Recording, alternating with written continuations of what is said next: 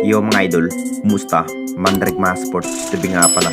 Ating pag-usapan, Barangay Nibra, naka-jackpot ng bagong player at Jimmy Malonzo, matinding inamin. Pero bago na nga yan, kung bago pa lang sa aking channel, huwag mong kalimutan mag-subscribe at click ang notification bell para like kang updated sa ating latest upload natin.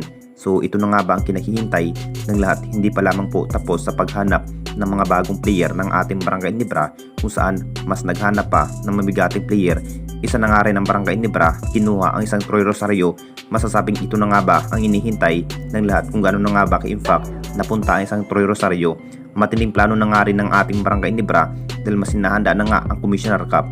Balak sana ng SMC kunin ang nasabing player na si Kinmart Cardenio mga idol. Alam na nating lahat, hinahangad na nga rin na makuha ang nasabing bigmang player. Kung titignan nating lahat mga idol sa naging average sa bawat laban ni Kinmart Cardenio mga idol, nakapagtala lamang ito ng 25 points, lakas pa rin sa center.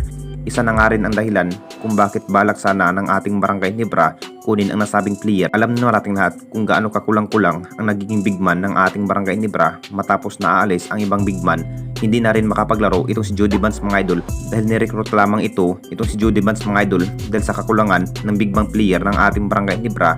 At ayon pa rin sa mga source mga idol, mukhang matutuloy na nga rin itong si Kinmark mga idol na mapupunta sa upunan ng Barangay Nibra. Malaking offer na nga rin ng SMC para kay Kinmark Cardenio mga idol, na kay Kinmark Cardenio pa rin ang magiging desisyon kung tatanggapin pa nga ba ang magiging offer ng Barangay Nibra. Mas lalo pang pinalakas ang Barangay Nibra ngayong paparating na Commissioner Cup. At dito na naman tayo sa isa pa nating balita, Jimmy Malonzo, matinding inamin. Makakabalik pa nga ba ang isang highline forward ng Barangay Nibra na si Jimmy Malonzo mga idol? Hindi na nga rin nakapaglaro sa Governor's Cup dahil sa guto injury. Ang hiling sana ng Hinebra fans mga idol na makakabalik na nga muli sa Commissioner Cup. Alam na nating lahat kung gaano katibay at mas puwersa itong si Jimmy Malonzo mga idol sa bawat laban. Kumpiyansa pa rin ng lahat, mas lalo pang araw, mas pinalakas itong si Jimmy Malonzo mga idol ng Barangay Nibra. Ito na nga ba ang kinahihintay ng lahat, kung ano pa nga ba ang magiging result, kung makakabalik pa nga ba ang isang highline forward ng Barangay Nibra para sa paparating na Commissioner Cup.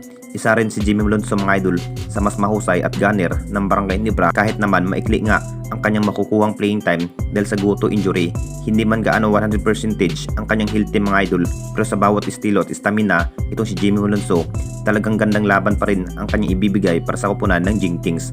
Matinding inamin na nga ni Jimmy Malonzo mga idol, hindi pa rin sigurado kung maglalaro pa nga ba sa Commissioner Cup dahil sa mainindang guto injury. Tulad nga sa nagdaang conference mga idol, akala na nga rin ng lahat na makakabalik na nga ba ang isang highline forward na si Jimmy Malonzo.